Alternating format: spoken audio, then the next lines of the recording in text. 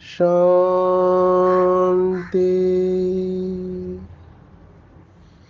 आज 11 जनवरी 2024 भारत में सद्गुरुवार है। Today is 11th January 2024 and it's Thursday in Bharat.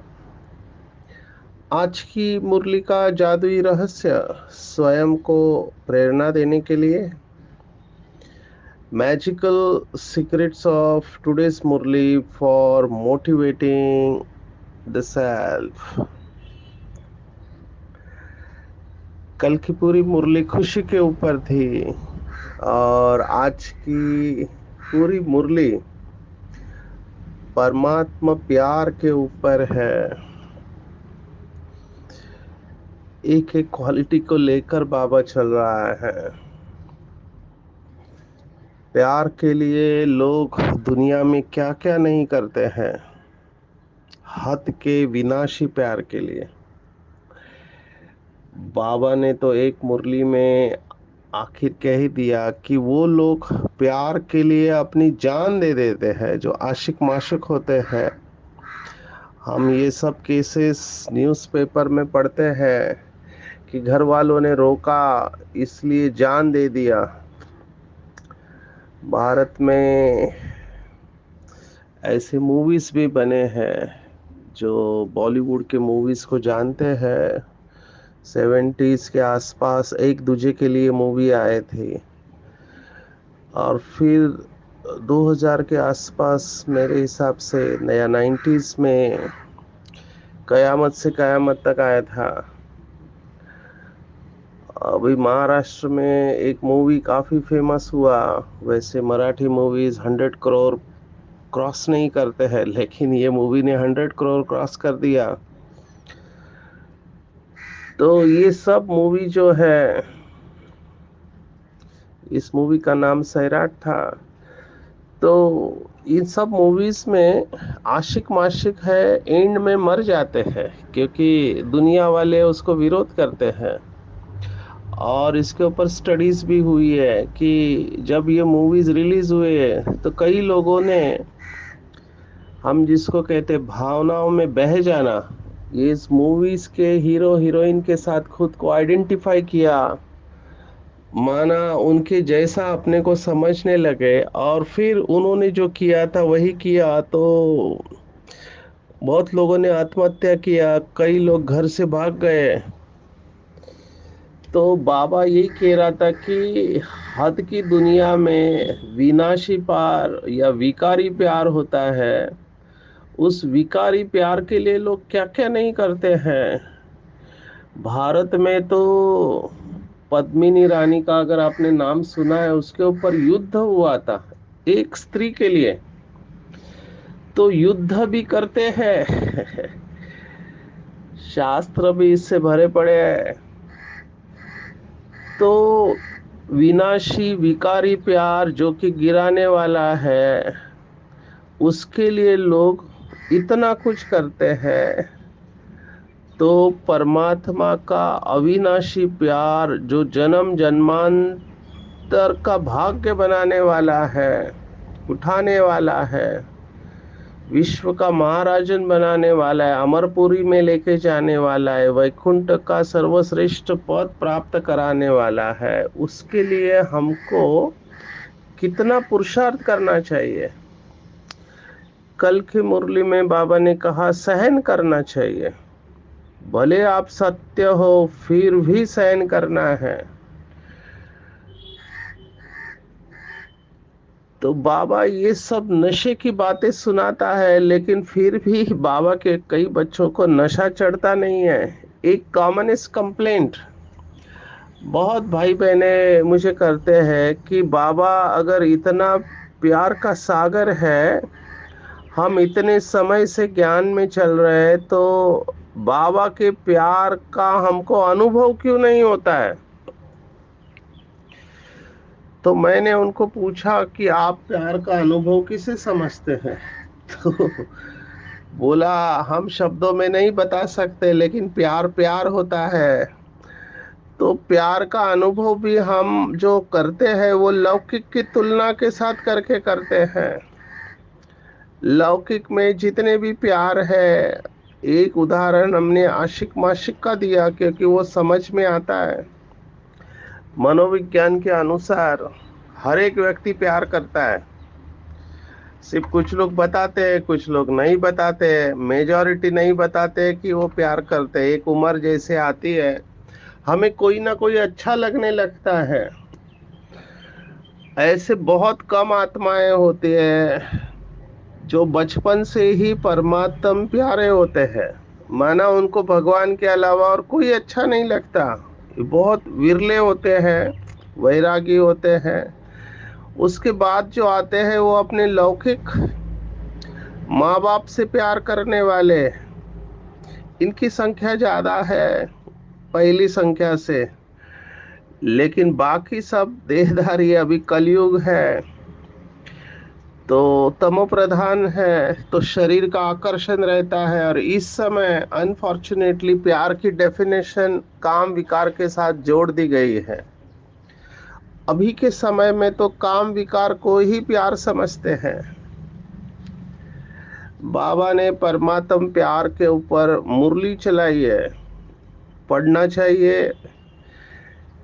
बाबा ने कहा था, एक जन्म का परमात्म प्यार अनेक जन्म संपन्न बनाने का आधार है। एक जन्म का परमात्म प्यार।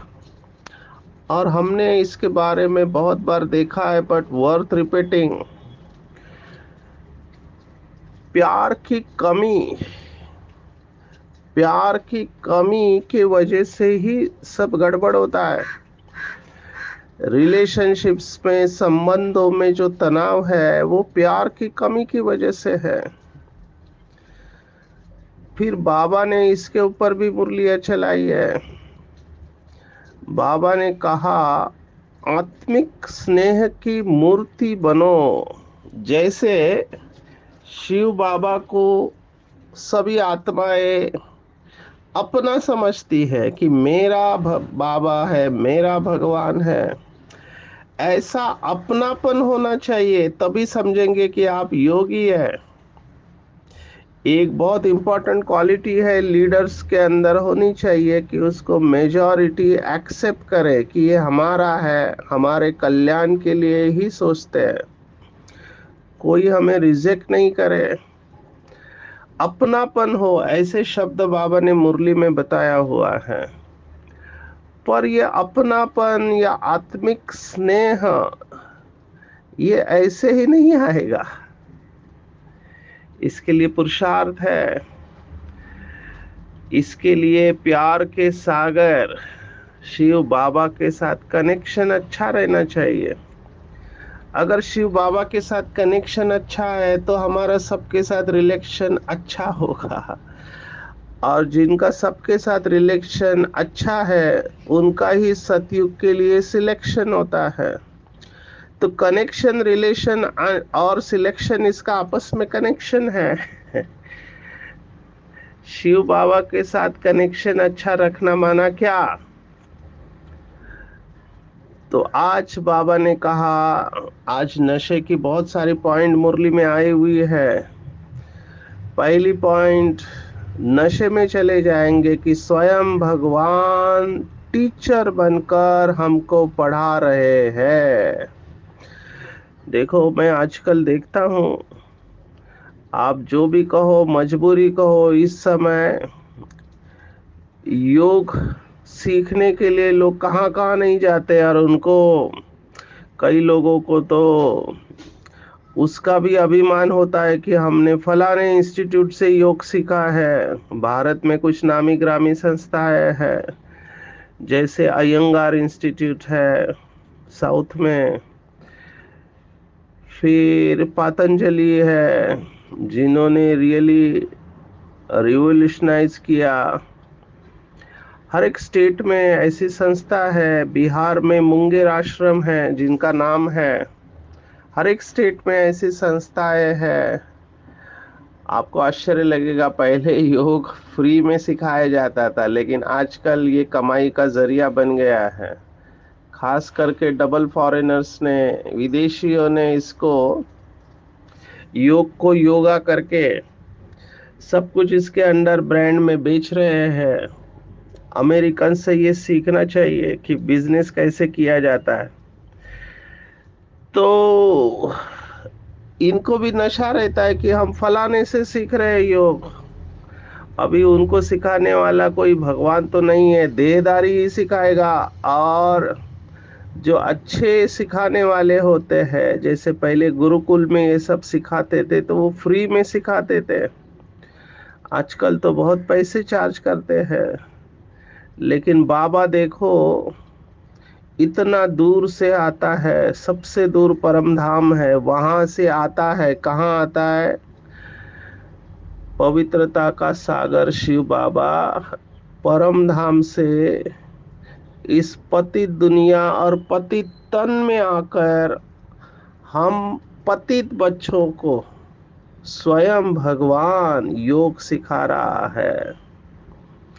आप कल्पना करो, बाबा ने क्या क्या नहीं सिखाया। कैसे बैठना चाहिए वो भी सिखाया, याद कैसे करना है वो भी सिखाया, और भगवान से बातें कैसे करनी है ये भी सिखाया। आज की मुरली में भी इसका रेफरेंस आया है। आज की मुरली में बाबा ने आया कहा है कि आप लक्ष्मी नारायण के फोटो के सामने बैठ जाओ। दो चित्र रखने को कहे हैं, एक सीढ़ी का और लक्ष्मी नारायण का चित्र रखो और सामने बैठ के देखो कि उनकी पहरवाइश कैसे होती है, माना कैसे कपड़े पहने हुए हैं, कितने रॉयल है, कितने दिव्य गुणों से भी सजे सजाए हैं और आभूषणों से भी सजे सजाए हैं। सो डबल अलंकार ये है। तो ये भी बाबा सिखा रहा है कि this is how you should study. फिर बाबा ये कह रहा है कि अपने घर के बाहर बोर्ड लगा दो। अभी मुझे पता नहीं कितने बाबा के बच्चों ने अपने घर के बाहर ये बोर्ड लगाया हुआ है, लेकिन मैं हरियाणा गया था, इवन सेंटर पर भी ऐसे बोर्ड मैंने नहीं देखे हैं। लेकिन हरियाणा में मैंने एक सेंटर पे देखा, उन्होंने बहुत बोल्ड लेटर्स में, सिल्वर लेटर्स में लिखा है, gateway to heaven. Gateway to heaven माना स्वर्ग जाने का रास्ता। तो घरों में भी बोर्ड लगाते हैं। तो बाबा ने कौन सा बोर्ड लिखने को कहा कि हेल्थ, वेल्थ एंड हैप्पीनेस 21 जन्म के लिए आकर प्राप्त करें हमारी एक बहुत अच्छी वारिस क्वालिटी आत्मा। ऐसा ही बोर्ड दिल्ली में पढ़कर ज्ञान में आ गए। तो ये कल्प पहले की स्मृति है। जो बाबा के बच्चे बाबा के बनने वाले हैं, उनको ऐसे कोई ना कोई सिंबल या महावाक्य खींच के बाबा के पास लेके जाएगा, क्योंकि कल्प पहले की स्मृति जागृत हो जाती है।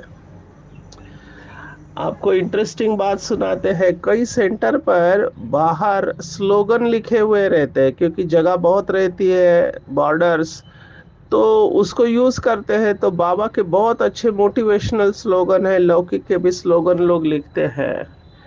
तो ये मुंबई का किस्सा है कि एक आत्मा आत्महत्या करने जा रही थी। तो जाते जाते उसने उसको बाबा का एक गार्डन मिला और उसने देखा कि स्लोगन उसकी नजर गया। स्लोगन पढ़ा, अच्छा लगा। उसके बाजू में दूसरा था, दूसरा पढ़ा, तीसरा पढ़ा। एक एक करके सब स्लोगन वो पढ़ते गए और पता नहीं उसके अंदर क्या हुआ, उसके अंदर एनर्जी आ गई। देखो स्लोगन कितना काम करता है। अभी उसको लगा यहाँ कुछ तो है। फिर प्रश्न किया ये किसने लिखा है, कौन सी संस्था है, फिर बताया ब्रह्मा कुमारी है। तो फिर सेंटर पर आए और फिर बोला क्या सिखाते आप लोग, तो राजयोग सिखाते हैं, तो मैं भी सीखना चाहते हूँ। और उन्होंने राजयोग का कोर्स किया उसका आत्महत्या का प्लान कैंसिल कर दिया। आज वो बाबा की बच्ची रेगुलर स्टूडेंट है। तो कब कौन सी बात कहाँ पर किसको क्लिक हो जाएगी हमको नहीं पता। कहने का मेरा भाव है कि बाबा ने बहुत मुरलियों में ये हमको सिखाया है। ये अच्छे टीचर का लक्षण है। मुझे याद आ रहा है, डॉक्टर्स को भी बाबा ने कहा था, डॉक्टर्स बहुत बिजी होते हैं तो डॉक्टर्स के पास विजिटिंग कार्ड होता है। तो बाबा ने डॉक्टर्स को कई सारे बातें कही थी कि डॉक्टर्स जो भी कहते हैं पेशेंट मान लेते हैं। हालांकि आजकल ऐसे भी पेशेंट है, हाँ करते हैं लेकिन कुछ फॉलो नहीं करते हैं, लेकिन मेजॉरिटी तो मान लेते हैं जिनको कड़ी बीमारी होती है। तो बाबा ने कहा आप अपने कार्ड के ऊपर ही बाबा का मैसेज छपवा दो और उसके ऊपर लिखो। बहुत शॉर्ट अट्रैक्टिव स्लोगन होना चाहिए, जैसे मैंने अपने कार्ड पर लिखा है कि few minutes of Raj yoga meditation can prevent years of medication. तो मेडिटेशन और मेडिकेशन माना दवा और दुआ, जिसको बाबा कहते हैं कि कुछ पल का राजयोग ध्यान या राजयोग से प्राप्त की जाने वाली दुआओं से अनेक काल का या दीर्घ काल की दवाइयों को हम रोक सकते हैं। ये इसका भाव है हिंदी में, क्योंकि एग्जैक्ट ट्रांसलेशन नहीं हो पा रहा है। तो ऐसे स्लोगन लिखना है। अभी तो बहुत सुंदर सुंदर कार्ड बाबा के बच्चे बनाते हैं जिसमें पूरा बाबा का परिचय दिया हुआ रहता है। ये सब बाबा ने सिखाया हुआ है हमको। अभी तो ऐसे टी शर्ट बने हुए हैं, आईटी का जमाना है, तो योग का चित्र लिख के नीचे लिखा हुआ है कि God is online 24/7, connect with him. तो ये मैसेज देने का तरीका बाबा ने हमको सिखाया। तो कहने का भाव है कि भगवान टीचर बन के हमको पढ़ा रहा है। कितना नशा होना चाहिए। अगर आप किसी को कहो कि हमको सिखाने वाला स्वयं भगवान है, परम धाम से आके मुझे सिखाता है, तो लोग लोग समझेंगे ये पागल हो गया है, क्योंकि किसी का विश्वास ही नहीं होगा। तो हमको ये नशा चाहिए कि स्वयं भगवान मुझे टीचर बनकर पढ़ा रहा है। तो पहली नशे की पॉइंट कि मैं गॉडली स्टूडेंट हूँ। पता नहीं कितने लोगों को इससे नशा चढ़ता है, मुझे तो बहुत नशा चढ़ता है। और अंग्रेजी में तो कहावत है कि हम लास्ट क्षण तक स्टूडेंट बन के रहेंगे तो बचेंगे। बाबा का स्लोगन है, बाबा के बच्चे बनेंगे तो माया से बचे रहेंगे। क्योंकि जो अपने को समझता है, जैसे कई पढ़े लिखे लोगों को लगता है कि उन्हें सब कुछ आता है, तो जिस क्षण आपने समझ लिया कि आपको सब कुछ आता है, उस क्षण आपका विकास बंद हो गया। उस क्षण आपका ग्रोथ समाप्त हो जाता है। हम सब लास्ट मोमेंट तक स्टूडेंट है। इसके ऊपर लौकिक में भी कई सारी कहानियां सुनाते हैं।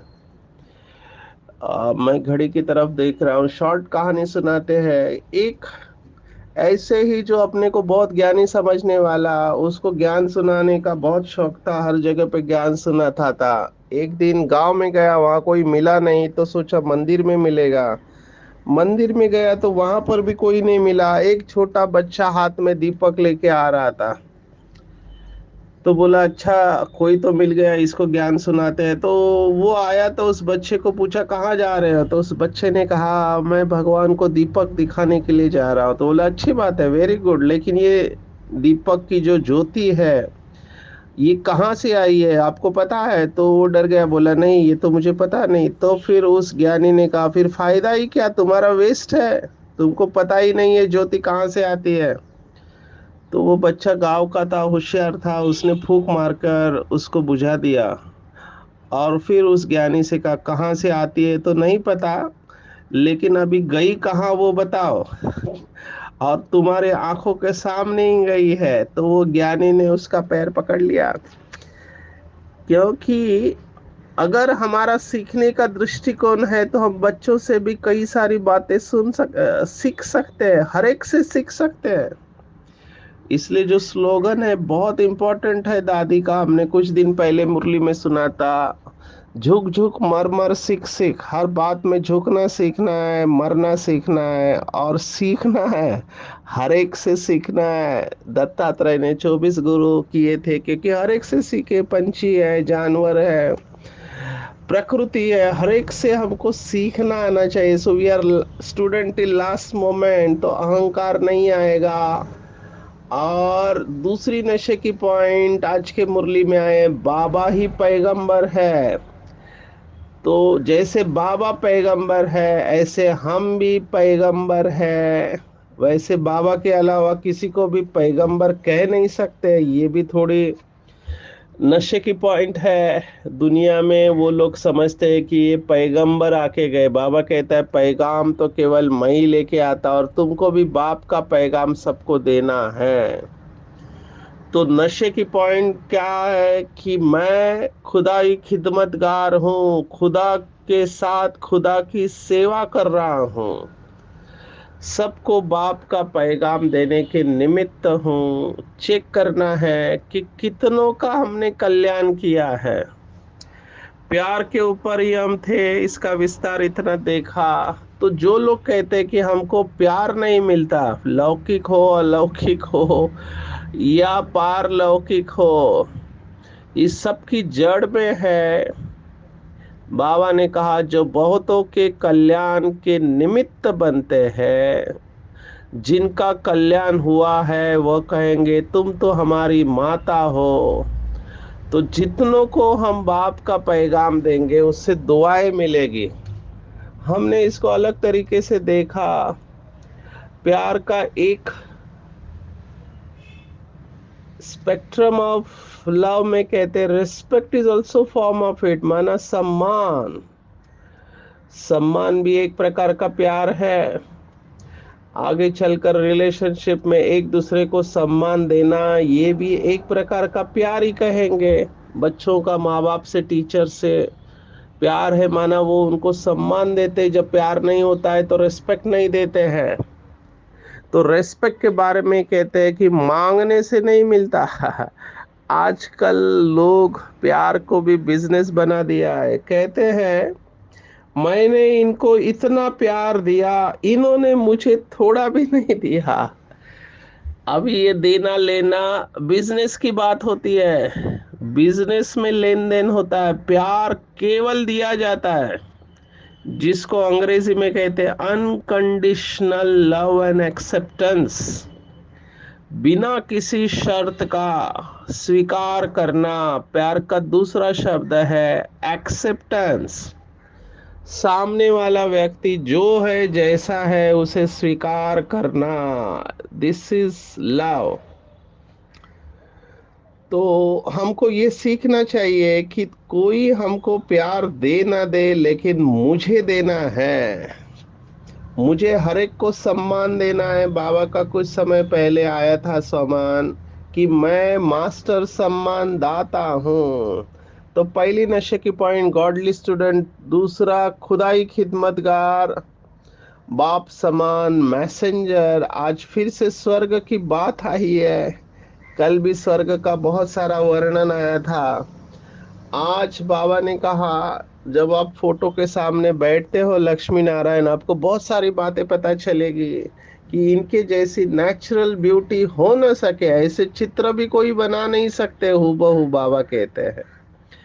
तो सतयुग के बारे में जो भी बातें आती है उसके ऊपर चिंतन करना है। हीरो की खानियों के बारे में, सोने के खानियों के बारे में भी बाबा ने कहा हुआ है।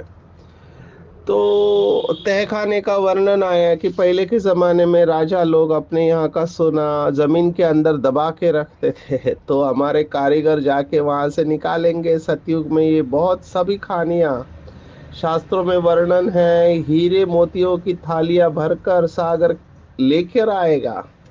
तो ये होने वाला है, ये अलग सब्जेक्ट है, आज मैं इसके डिटेल में नहीं जाता हूँ। तीसरी नशे की बात, बाबा ने कहा कि तीन शब्द है जिसके अंदर पूरा चक्र का ज्ञान आ गया है। मुझे ये तीनों शब्द बहुत पसंद है, क्योंकि इसमें का एक शब्द भगवत गीता का है, वो है योगेश्वर।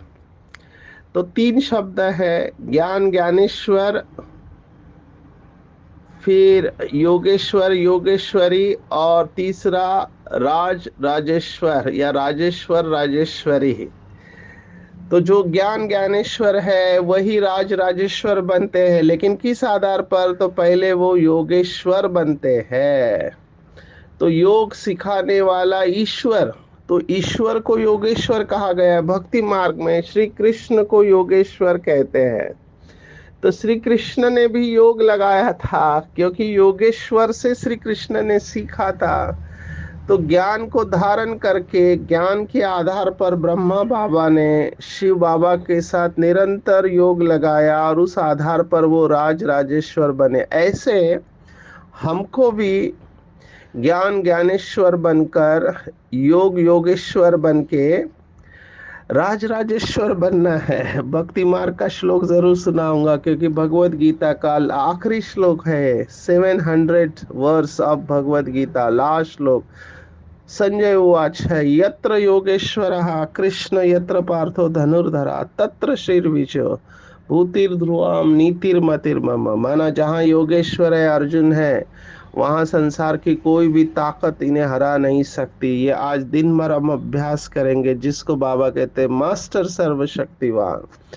योगेश्वर के साथ जो कंबाइंड है उसकी हार असंभव है, उसकी जीत निश्चित है। ऐसे जो कंबाइंड रहते हैं, चौथी पॉइंट नशे की, उनके ऊपर हमेशा बृहस्पति की दशा है। बाबा ने मुरलियों में कहा है, माया का तरीका है हराने का। माया देखती है कि जब तक ये शिव बाबा की याद में है तब तक मैं कुछ नहीं कर पाऊंगी। इसलिए माया पहले योग तोड़वाने की कोशिश करती है। और योग कैसे तोड़ेगी? माया अकेला कर देती। कैसे अकेले करेंगी? व्यर्थ और निगेटिव संकल्प। तब माया व्यर्थ और निगेटिव संकल्प पैदा करके हमारा योग तोड़ती है, और अकेला हो जाने के बाद वार करती है। लेकिन अगर हम योगेश्वर बाप के साथ कंबाइंड है तो बृहस्पति की दशा है, नहीं तो अहो मम माया, राहु की दशा। ये शब्द आज की मुरली में आए हुए हैं। आज की मुरली में विशेष बात बाबा ने कही है जो प्यार के ऊपर है, इसलिए मैंने कहा आज की पूरी मुरली प्यार के ऊपर है। जो बाबा के बच्चे कहते हैं कि हमको शिव बाबा का प्यार अनुभव नहीं होता। कई लोग तो कहते हैं कि वीडियो में हम देखते हैं दादियाँ बाबा को भोग खिला रही है, या दादियों को बाबा अपनी बाहों में ले रहा है। हमारे नसीब में ये नहीं होगा क्या? बाबा ने कहा सभी अनुभव कर सकते हैं। एक्चुअली बाबा ने कई मुरलियों में जब भोग बाबा को दिया जाता है तो बाबा सभी के मुखों में डालता है, ऐसे हाथ आगे करता है, आपने देखा होगा। ये तो सभी स्टेज पर आ नहीं सकते, प्रैक्टिकल नहीं है, इसलिए निमित्त आत्माओं को बाबा खिलाता है। नंबर 1। नंबर 2, बाबा ने कहा फिर भी अगर किसी की आश है तो बाबा ने कहा जो बच्चे बाप के साथ सर्व संबंधों का रस अनुभव करते हैं वो अमृत वेले अपने आप को ब्रह्मा बाप की बाहों में समाया हुआ अनुभव करेंगे। हर क्षण बाबा जैसे कि उनके साथ में है, जैसे आमने सामने बैठ के बात करते हैं, ऐसा अनुभव कर सकते हैं। लेकिन कंडीशन है सर्व संबंधों के सार वाली याद चाहिए। आज के मुरली में कहा जो देह भान से न्यारे रहते हैं वही परमात्म प्यारे बनते हैं। बट लॉजिकल नेचुरल है, शिव बाबा जो है वो आत्माओं का पिता है, शरीर का पिता नहीं है। तो शरीर के भान में रहेंगे तो शिव बाबा की करंट आएगी कैसे? इसलिए जितना शरीर के भान से न्यारे रहेंगे, चलते फिरते, ऐसे आत्माओं को शरीर का भान अपनी तरफ आकर्षित नहीं करता। ऐसे बाबा के बच्चे कमल आसनधारी रहते हैं, नेचुरल देही अभिमानी अवस्था में रहते हैं, और इन्हें परमात्मा का प्यार कूट कूट कर मिलता है। उनके अंदर बहुत सारी विशेषताएं आती है, लेकिन वर्ड ऑफ कॉशन, ऐसे आत्माओं के अंदर विशेषता आने के बाद अगर उसे मेरी विशेषता माना तो भी अभिमान आ सकता है। ये प्रभु प्रसाद है, बांटने के लिए मिला हुआ है। भगवत गीता का एक श्लोक है, प्रसादे सर्व दुखा नाम हानि रसोपजायते। खुशी के ऊपर है, प्रसाद बांटा जाता है। तो बाबा ने जो भी विशेषता भरी है उसको बांटना है। जैसे ब्रह्मा बाप ने पुरुषार्थ किया, बाबा ने कहा है कि दो ड्रेस अपने सामने रखो, ये पुराना ड्रेस अभी आपने पहना है, सामने एक लाइट का ड्रेस है और देवताई चोला है। ये ड्रेस उठाओ, लाइट का चोला पहनो और फिर देवताओं का चोला पहनो। ये एक बहुत श्रेष्ठ अभ्यास है। ये अभ्यास करेंगे तो जल्दी देहभान और अभिमान से मुक्त हो जाएंगे। आज की पूरी मुरली में टेक होम है कि ईश्वरीय नशे में जाना है, कि godly student life is the best life. मेरे ऊपर बृहस्पति की दशा है, स्वयं भगवान टीचर बन के मुझे पढ़ा रहा है, मैं बाप समान पैगंबर हूँ और देहभान से न्यारे कमल पुष्प समान आसनदारी हूँ, खुदाई खिदमतगार हूँ, डबल लाइट फरिश्ता हूँ। अच्छा, ओम शांति।